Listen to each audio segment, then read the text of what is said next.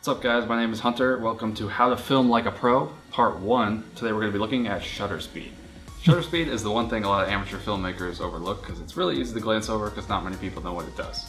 Essentially, shutter speed determines how fast the shutter of the camera opens and closes in your shot. When you're working with your DSLR, the shutter is going to be right here. Right when you take off your lens, it's going to open up and you're going to see the sensor, which is what you see on the actual camera. Now on most Canon and I think Panasonic cameras, I think Nikon's different. To change the shutter, it will be right up here, it'll be this little dial. I believe on Nikon it's this dial right here, and it will change according to this little number at the bottom of the screen. It says 50 or 60 or sometimes 1,000. Normally it's 1/60 or 1/1,000 or whatever, but for the sake of time, it's just 60. As I said before, the shutter speed is determined by how long the actual shutter is open for.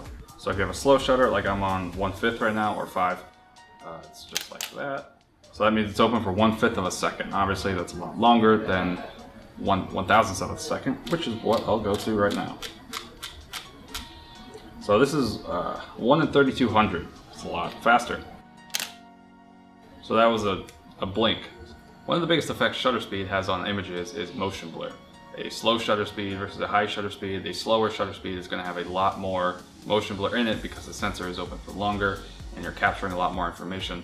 It goes back to the photography fad a few years ago when they would draw a bunch of images in the air and the shutter would be open for all that time, so it would capture all of it and that would make a really cool picture. One of the best examples when talking about shutter speed is a fan.